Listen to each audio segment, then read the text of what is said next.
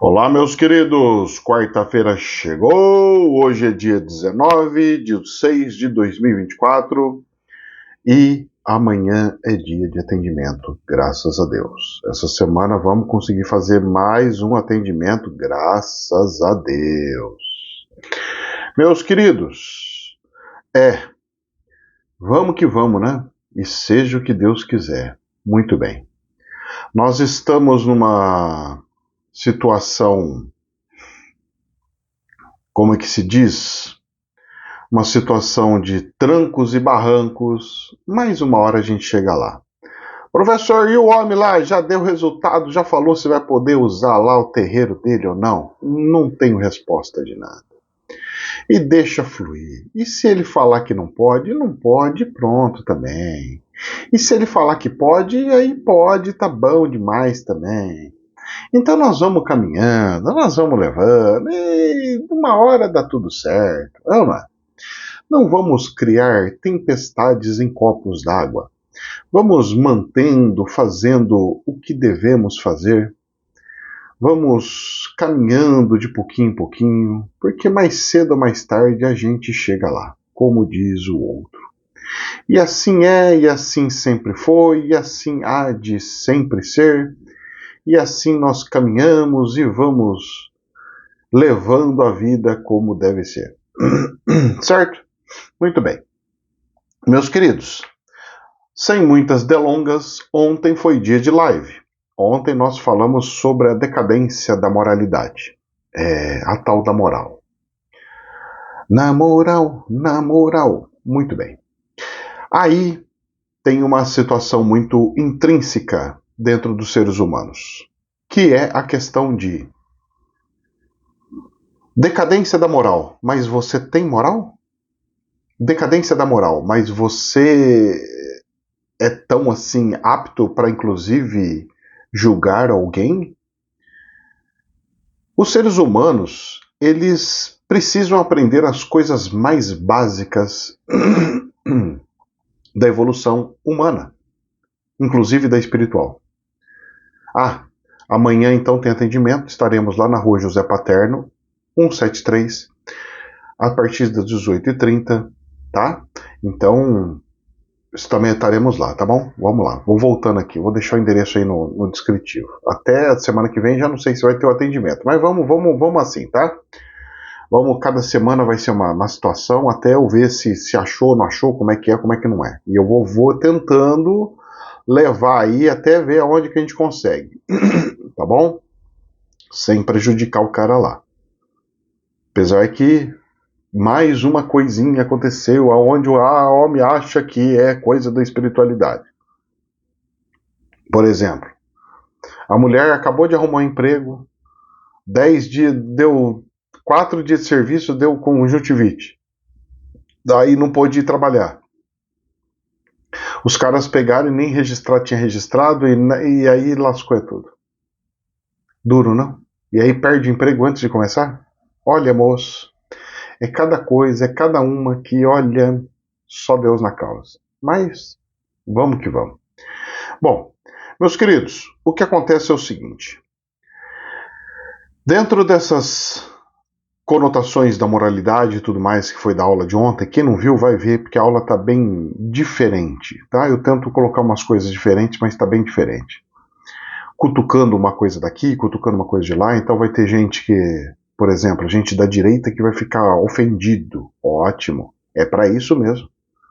É para ver o quanto que você consegue controlar o seu crocodilo ou não. Para ver o tanto que você vira repulsa ou não. Para quanto que você aceita que o próximo erra ou não. Porque uma das coisas que nós precisamos aprender é o amor verdadeiro, o amor espiritual. Aonde o amor espiritual, ele vê o erro das pessoas, ele vê aquela situação onde a pessoa virou um satanás, virou a coisa mais horrorosa, e é como aquele amor de mãe. A mãe vê o filho roubando, mexendo com porcaria, e a mãe sempre ama o filho, até o fim. Mas é meu filho, eu amo ele. Pois bem, esse amor sem explicação ele é o amor que todos têm quando está em espírito. Todos, eu falo todos, mas aqueles que estão no céu, né? Então nós precisamos entender que até aqueles que fazem coisas muito feias, muito erradas, esses são os que mais precisam de ensinamento, esses são os que mais precisam da abertura da consciência, porque ao abrir a consciência, ao fazer entender, estes mesmos vão se autotorturar por saber dos erros que fez. E este vai ter a oportunidade de entrar no arrependimento, e o arrependimento fazer com que ele consiga ser salvo, por exemplo.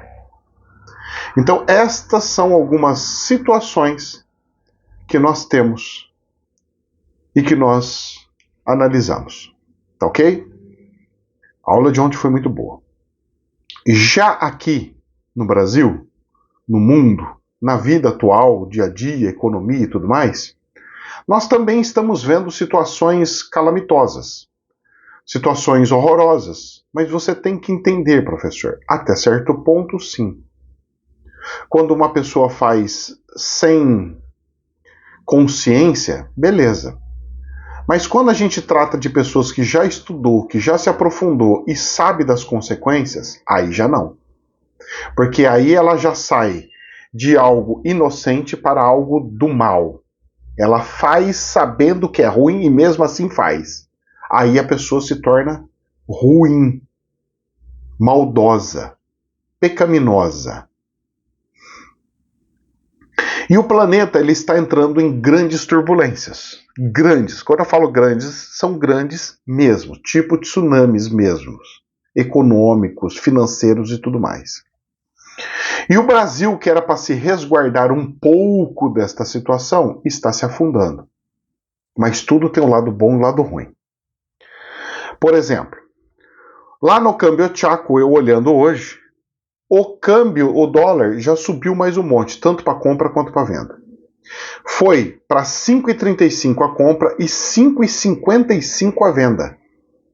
Só sobe. Nós estamos passando de 10%. Só de subida dessa brincadeira aí desse trimestre, último trimestre agora. Ou seja, nós estamos perdendo 10% do nosso dinheiro, da nossa receita, da nossa rentabilidade, assim, questão de milésimos de segundo, se pode se dizer. Só que não é só a moeda brasileira. Dessa vez também o peso argentino, e subiu muito o peso argentino ontem. O peso argentino foi de 1.205, foi para 1.250 a compra e 1.600 a venda. Bateu o recorde lá também. Se eu não me engano, acho que é o recordezinho lá.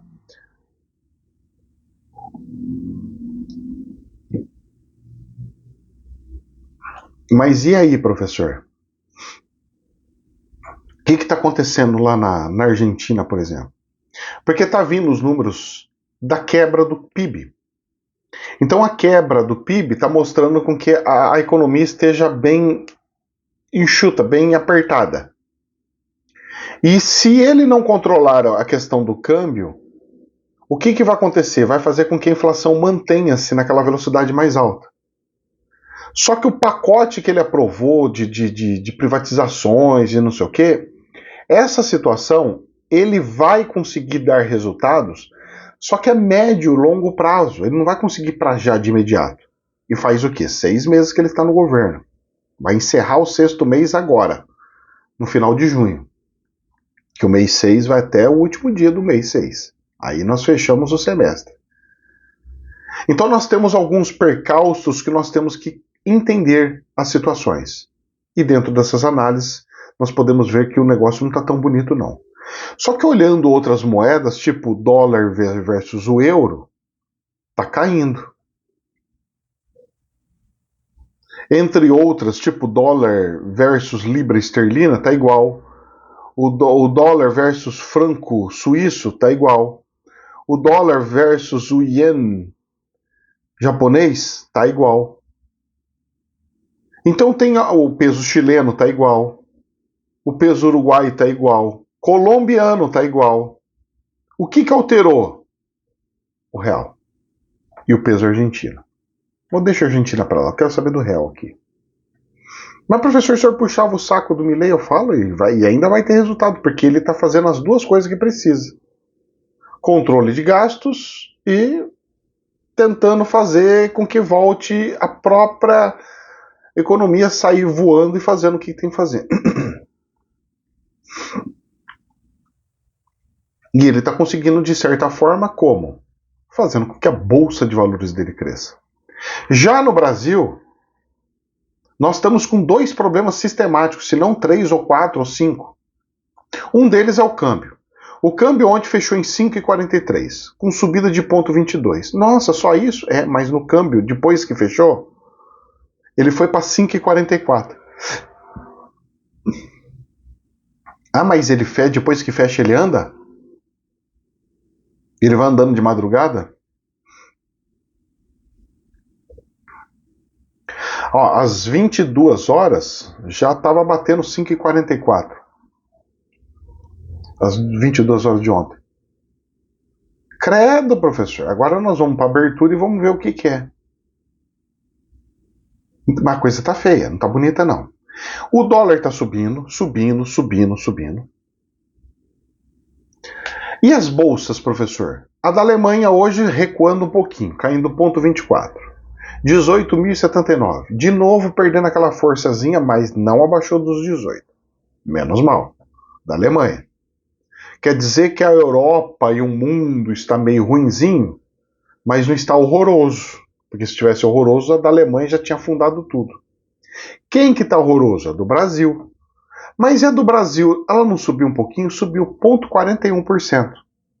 E fechou em 119.630. Deu mais um dentinho. O problema, o meu problema, é quando a Bolsa do Brasil sobe, mas sobe um dentinho. Que ela sobe pouquinho. Quando ela sobe um pouquinho, ela continua caindo, caindo, caindo, caindo. Vamos ver se foi a Petrobras que subiu ela? Porque ontem teve uma notícia tão lindinha da Petrobras. Olha, foi a Petrobras que fez a Bolsa ficar azulzinha. Porque ontem fez um acordo da Petrobras de pagar menos impostos, então pagando à vista pagaria menos. E eles foram lá e vão quitar. E aí fez com que as ações da Petrobras subissem 3,14%, 3,3%. Oh, que lindo!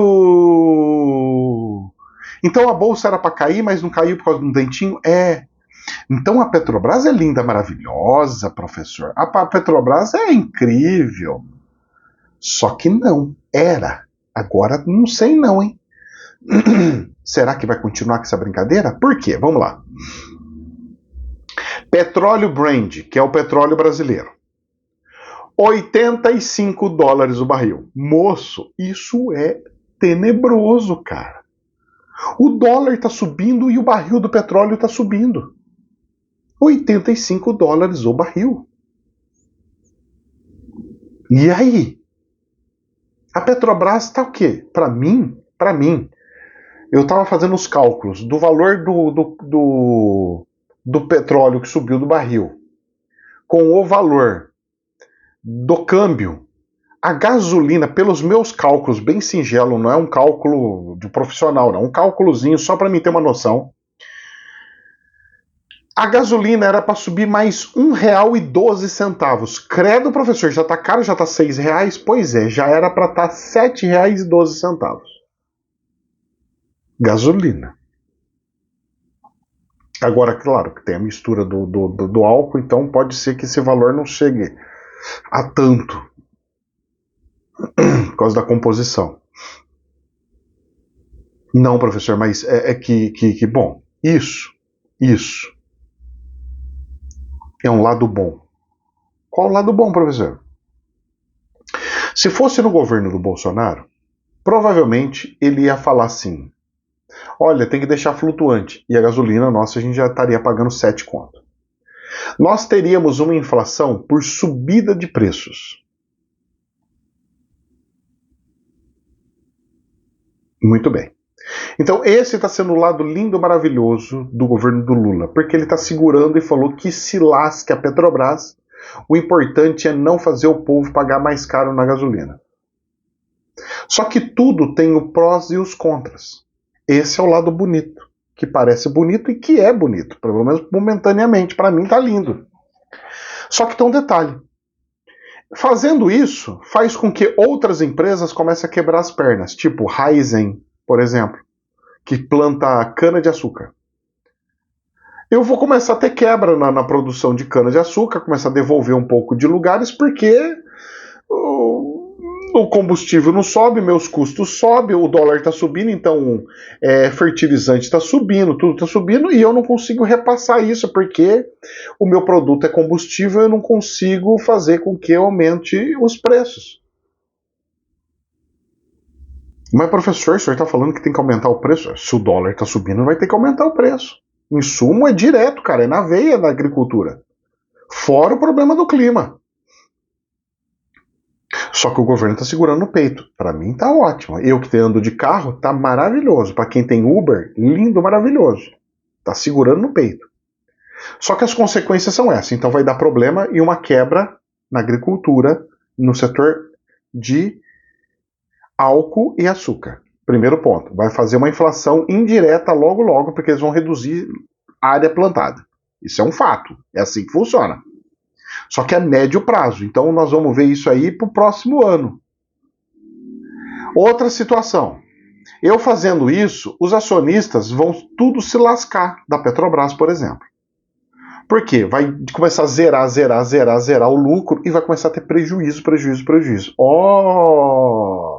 A Petrobras vai voltar naquela época, antes de entrar o Bolsonaro, onde era cheio de dívida, cheio de prejuízo, toda lascada. E vai ser usada a Petrobras de novo para fazer um rombo dentro dela para salvar o governo.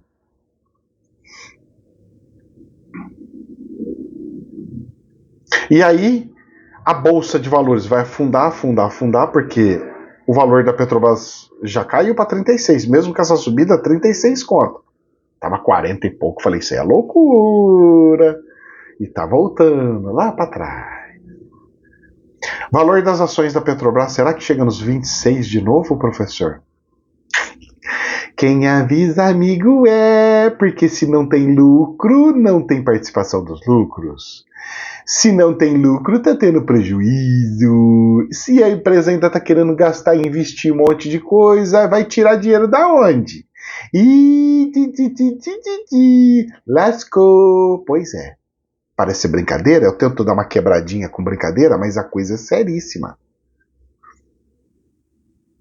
Nós estamos pegando a inflação e segurando. Coloca dentro do quartinho aí esse Pokémon aí, esse negócio aí, esse demônio aí. Coloca aí, beleza. Segura ele aí. Beleza. Uma hora vai ter que soltar o bicho. E aí, a hora que soltar o dragão da inflação, o que acontece com a nossa moeda? Nós temos que seguir a coisa chinesa, porque olha só como é que a China está fazendo. Jornal da Infomoney, olha só. A China está usando uma estratégia. Só que uma hora acaba essa estratégia. Vai ter que acabar. Presta atenção. Saiu no Jornal da Infomoney. Banco Central da China mantém juros de 1 ano em 2,5%. Injeta liquidez. A manutenção das taxas sinaliza que os juros de referência da China não devem sofrer alterações neste mês. A China tem 2 tipos de juros. Ela tem os juros de 1 ano, que é os juros base. Então ela programa os juros por 1 ano inteiro. Dá uma estabilidade para as empresas, isso é ótimo. E tem os juros maleável, que são pequenas correções que faz ali dentro da situação. E ela manteve os juros dela de 2,5. Só que a moeda da China está ficando podre. Só está desvalorizando. E você sabe o que a China está fazendo para segurar isso daí? Esses juros e tudo mais? Porque já que ninguém quer, então nós vamos injetar dinheiro. Eles estão injetando dinheiro. Injetando. Então o PBOC, que é o negócio do Banco Central deles, injetou 4 bilhões de yuans, que são 551 milhões de dólares, em liquidez por meio de acordos de recompra inversa de 7 dias, com a taxa de juros inalterada em 1,8% ao ano. Ou seja, a China está queimando a reserva que ela tem, está usando a reserva para arregaçar a boca do balão. Que aqui no Brasil deveria fazer. O Campos Neto está errando nisso. Se é uma reserva para estratégica, então nós temos que usar a reserva para controlar o câmbio, por exemplo. Ah, se o câmbio está subindo, é porque está faltando liquidez, então vou jogar liquidez. E depois eu vou recomprar. Porque a questão é, o Banco Central tem que ter lucro. Não, o Banco Central não tem que ter lucro nenhum. O Banco Central tem que ser um regulador. O Banco Central tem que ser dinheiro que é injetado e dinheiro que tira do injetamento, e ponto final. Nem mais nem menos. Então a China está torrando dinheiro, torrando. E o Lula aqui também está querendo torrar tudo, mas o Campos Neto não está deixando. Então o bichinho fica nervoso. E bota nervoso nisso, porque para piorar a situação ele está pregando foguete. Como hoje tem reunião do cupom para aumentar os subjuros, ele está aproveitando o populismo e jogando para lá. Por quê? Porque teve pesquisa, teve um monte de coisa que a gente vai falar sobre isso. Só que olha só, vamos lá. Jornal da Infomoney. Na lanterna, 2 pontos. Por que o Bovespa, que é a Bolsa de Valores aqui do Brasil, tem o pior desempenho entre as bolsas mundiais? Nós somos os piores do planeta em relação a bolsas de valores. E aí vem as desculpas. Juros altos nos Estados Unidos. Ué, mas os juros altos afetam todo mundo, a bolsa do planeta inteiro. Por que afetou só o Brasil? Por que é o Brasil que afundou tudo?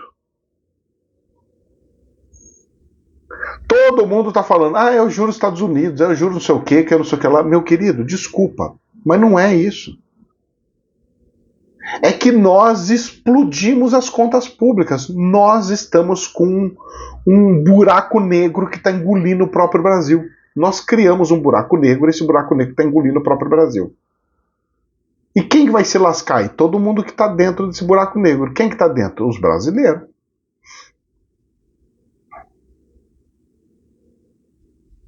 Jornal da Infomoney. Nível de juros é restritivo e elevado no Brasil, diz secretário da Fazenda. Guilherme Melo diz que juros elevados inibem captação de poupança e concessão de crédito. Deixa eu explicar uma coisinha para vocês. Juros é para quem não tem dinheiro. Juros deveria ser usado somente por uma empresa para um capital de giro. Tipo assim, eu vendi um produto e daqui 20 dias eu vou receber o dinheiro. Para coisas rápidas. O que o brasileiro faz? Vou financiar tudo. Vou financiar até a carcinha que eu compro na lojinha. Eu vou financiar tudo. Passa no cartão de crédito. Crédito, combustível no crédito, roupa no crédito, tudo no crédito. Ganha ponto. Ganha ponto. Ai, porque ganha ponto. Coisa de pobre.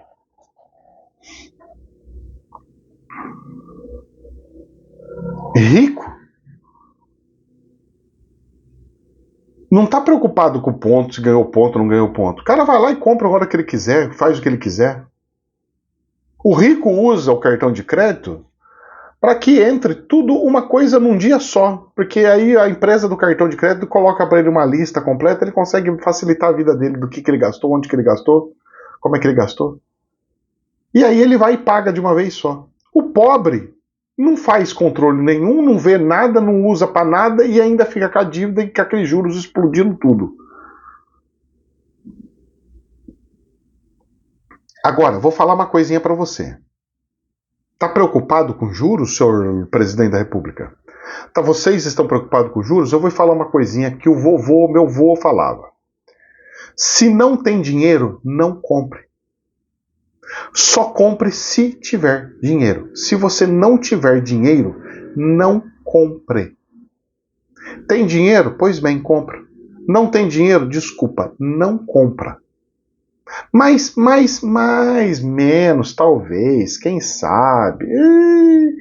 Se tem dinheiro, compra. Se não tem, não compre. Ponto final. Capite? Estamos entendidos? Assim dizia vovô. Mas, professor, tem coisas que eu preciso comprar. Ótimo, se você precisar, compra. Porque é uma necessidade. Então, eu preciso trocar meu carro. Ah, você precisa? Por quê? Então, sabe que ele já tá velhinho. Ah, moço, você não tem dinheiro, então você vai juntar dinheiro para poder comprar. Senão, como é que faz? Não, mas é o famoso desculpa. Ah, tá certo, seres humanos adoram uma desculpinha, né? O buraco é um pouco mais embaixo, hein? Aí vem o Lula queimando. Nossa, ontem o Lula, moço, pegou uma metralhadora e saiu queimando tudo quanto que é lugar. Ontem o gajo, como diz aqui na minha cidade, por causa do time da Ponte Preta, o Lula tava com a macaca. Que é o bichinho da torcida da Ponte Preta. Tava com a macaca.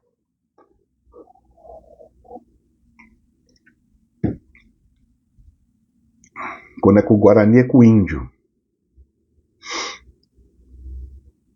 Folha de São Paulo. Lula diz que as mesmas pessoas que falam em corte de gastos são as que têm isenção. Nossa. Nessa fala, ele pode até estar certo, mas não pode criticar assim. Gente, um presidente da República não pode pegar e jogar merda no ventilador, como se diz o jargão popular, né? Que a gente fala, joga no ventilador e espalha aquela sujeira para tudo quanto é lugar. Você não faz isso. Você é obrigado a analisar essas situações e quando falar de uma forma um pouco diferenciada. Tipo, perguntando, olha, eu estava fazendo uma análise aqui dos números, eu estava verificando que muitas das pessoas que andam criticando sobre a relação dos cortes de gastos, são muitos delas pessoas, inclusive empresários, que têm isenção.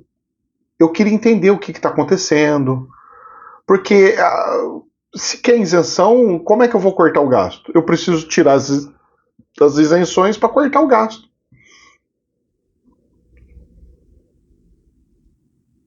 Só que do jeito que o homem fala, cara, foi assim. O dólar estava caindo. Esse homem abriu a boca. Só olha o gráfico do dólar ontem. O dólar estava caindo. Eu falei, nossa, agora vai. Olha, baixou para 5,39. Nossa, tá queda. De repente o homem abre a boca. Pá! O dólar faz assim, vup, lá para cima. Por causa da fala do presidente. Pois é, moço. O gajo conseguiu arrebentar tudo. E eu ainda falo que tinha que ter um jeito de cobrar um imposto gigantesco para quem fica comprando e vendendo dólar para ganhar dinheiro com compra e venda de dólar. Compra e venda de dólar, o imposto tinha que ser monstruoso. Você comprou dólar e vai vender? Comprou ouro e vai vender? Moço, você vai pagar 50% de imposto. Ah, mas vai pagar 50% de imposto, eu não quero saber. Não, mas aí é ruim, aí não dá para fazer. Ótimo, é isso mesmo que eu quero, que você não especule isso. Você vai especular ações, bolsa de valores. Ouro, câmbio, não. Moeda, não. Jornal da Infomoney. Quem sabe um dia eu viro ministro da Fazenda, né? Lula diz que Campos Neto, abre aspas, tem lado político. E ele não mentiu, mas jogou fogo na lenha. E trabalha para, abre aspas, prejudicar o país. Isso eu já não sei. Mas que o Campos Neto não é perfeito, eu falo também que não é perfeito. Para mim, ele tinha que pegar reserva e controlar o câmbio. Do jeito que tá fazendo, não tá certo. Eu tenho uma reserva que eu vou largar parada. Parada para quê? É justamente para isso? Para controlar a liquidez? Se tá faltando, se não tá, você vai, põe, tira. Como é que faz? Em entrevista, o presidente diz que o chefe do Banco Central não tem nenhuma capacidade de autonomia e sugere influência de Tarcísio de Freitas. Errado ele não está. Porque o Tarcísio chamou o Campos Neto e pegou e ofereceu ele para ser o ministro da Fazenda, e ele aceitou. Ou seja, agora o homem virou político. Só que foi o Tarcísio que chamou ele. O Tarcísio está junto com o Kassab, que está junto com outros partidos da direita, que compõem a Câmara a Câmara Federal, o Congresso. Inclusive o presidente do Senado é do Kassab. E aí, então, agora o Congresso não pode falar assim, não, porque, olha, autonomia, que não sei o quê. E aí? Agora que o Campos Neto virou um membro do Tarcísio, ele virou um membro do grupo do Kassab. O Lula atacando ele, está atacando o grupo do Kassab, que é uma das maiores bancadas que tem no Congresso. Inclusive a presidência do Senado. Moço, isso vai dar ruim.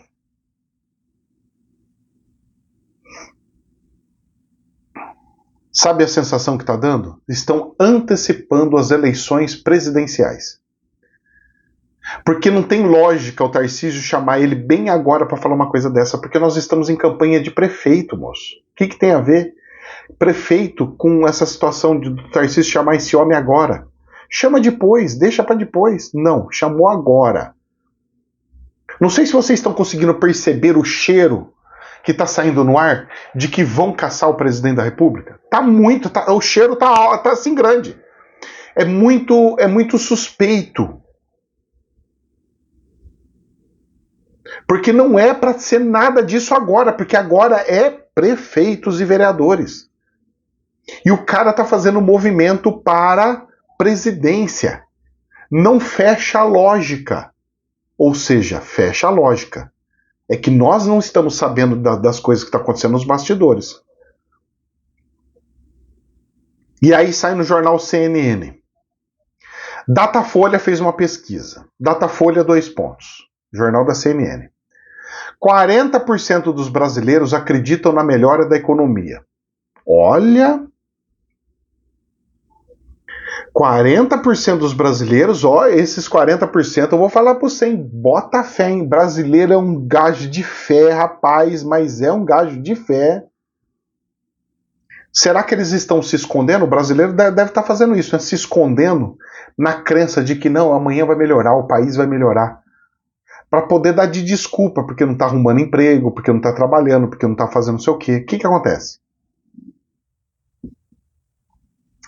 Segundo o levantamento, 27% avaliam que a situação econômica permanecerá estável. Estável? Isso aí é estável? Isso aqui é um caos colapso, moço. Que estabilidade é essa? Ah, é porque o povo deve estar acostumado com a zona da casa dele. Briga, zoneira, furdunço. Jornal da CNN. Em busca de melhores salários, 32% dos brasileiros pretendem mudar de emprego em 2024. Ninguém pretende mudar de emprego se não tiver ruim. Se estão buscando melhores salários, é porque o salário está uma desgraça, perdeu valor, a inflação comeu o salário e agora estão procurando outro melhor salário. E você acha que no mercado tem melhor salário. E aí o povo acredita que vai achar um melhor salário. 32% dos brasileiros pretendem mudar de emprego em 2024. Pesquisa revelou melhores empresas para se trabalhar, com brasileiros indicando saúde financeira, reputação e progresso de carreira como atrativos. Agora está com vontade de subir de cargo. Até então as pesquisas mostravam que todo mundo só quer ter qualidade de vida. O salário não tem problema. Não. Precisa do dinheiro para ter qualidade de vida. E aí? Moço do céu. Eu só observo.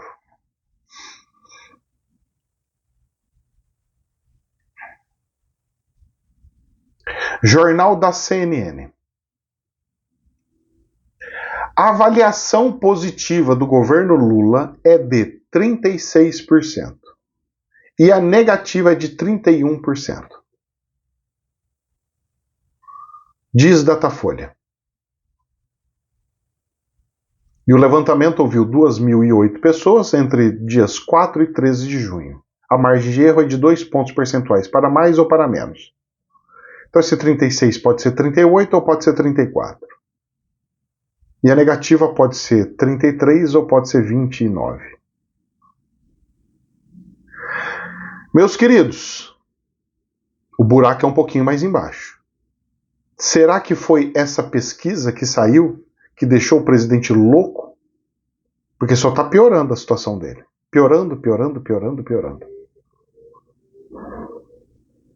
O pessoal já está fazendo o Tarcísio já se levantar. Ué, será que vai ter impeachment do Lula?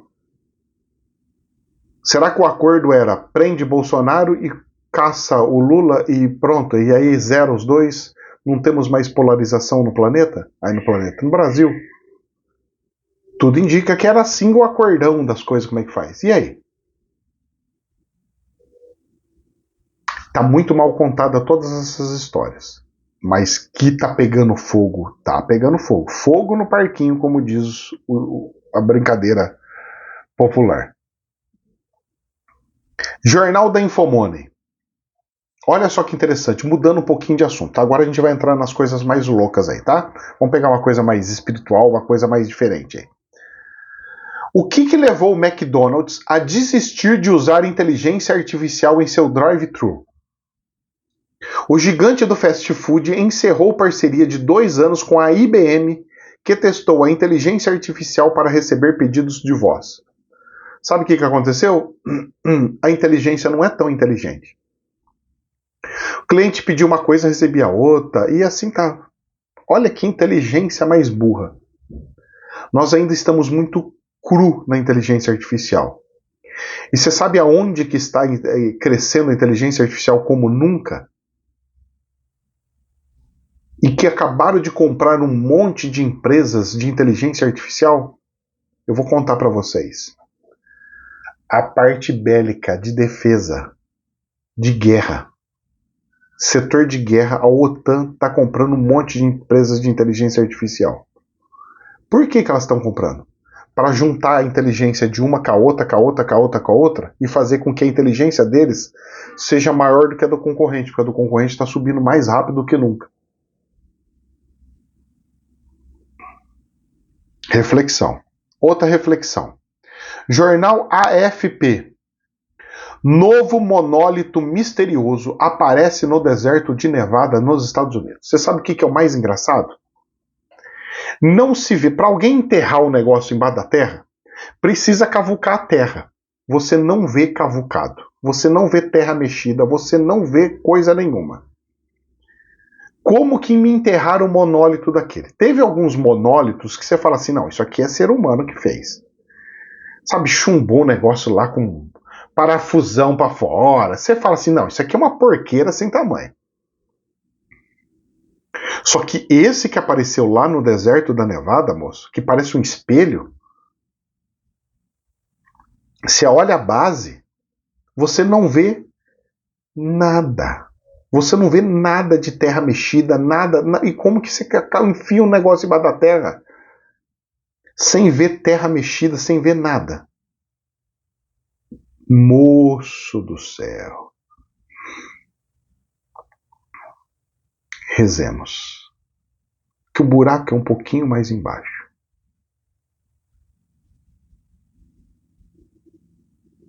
Um pouquinho mais embaixo. Rezemos. E para a gente encerrar, BBC News Brasil. O fascinante papiro sobre a infância de Jesus Cristo, descoberto por pesquisador brasileiro e colega húngaro. Oh, helicóptero, aqui virou passagem de helicóptero. Aqui tá passando de helicóptero em cima da minha cabeça, aqui não tem precedente. Acharam um papiro sobre a infância de Jesus Cristo? Primeiro é o seguinte: na idade que estava no papiro, Jesus Cristo não tinha como ser Jesus Cristo. Tinha que ser como só Jesus. E nome Jesus era comum, viu? Muita gente dava o nome de Jesus porque queriam que seus filhos fossem como o Messias, tinham características de Messias e tudo mais. E o que aconteceu foi o seguinte, pelo que eu estava lendo, eles falaram assim, que o menininho de 5 anos, 5 aninhos, fez um monte de bonequinho de barro, então você imagina que bonequinho de barro. Falou que fez 12 passarinhos de barro. Para fazer 12 passarinhos de barro, ele não fez um passarinho de barro. Ele fez uma bolinha, parecia um quibe, um croquete lá, sei lá o que, né? Um quibe, né? E que a hora que o pai viu, ele falou: olha, hoje é sábado, meu filho, Jesus, hoje é sábado, não faz essas coisas não. E aí o menino pegou e bateu palma e os barros viraram passarinhos e saiu voando. Não, eles não falaram que saiu voando, se transformou em vida. Eu não sei se saiu voando, não lembro. Depois vocês leem a reportagem. Só que tem um detalhe. Se Jesus fez esses milagres antes dos 30 anos, porque a Bíblia só relata que ele fez os milagres depois dos 30. Depois do batismo de João Batista. Se ele fez milagre com 5 anos, ele também deveria ter feito, porque uma criança, se ela fez uma coisa dessa e viu o que ela fez, ela ia ficar encantada e fazer um monte de vez. Primeiro ponto. Por isso que eu não engulo muito isso daqui não. Segundo ponto. Se Jesus fez o milagre antes dos 30, então João Batista não prestou para nada. Ah, não, foi só para a missão dele, para a missão oficial. Então Jesus não precisou do batismo do Espírito Santo, batismo das águas, porque ele já tinha os milagres, ele já tinha o poder, então para que precisa? Histórias mal contadas. Mas vamos lá, né? Vamos dando corda, vamos ver aonde chega, como é que é. Será que foi isso que a igreja tirou ou não? O papiro, gente, é um pedacinho desse tamanho, não é que era um livro grande. A igreja, ela pegava livros e livros para fazer as coisas da Bíblia. Ela não pegava de gente que escreveu nisso aqui. Tanto é que eles falam que a escrita estava muito mal feita. Não poderia dizer que a criança estava imaginando que ele ia bater a mão e aquele passarinho ia se transformar num passarinho e sair voando? Pode. Só que não tem como saber, porque não tem conjunção, não tem como, são grafias. Só que o ser humano lê e fala, eu entendi assim, então ele quis dizer assim. Será que quis dizer assim? Primeiro, quem que escreveu? Não tem.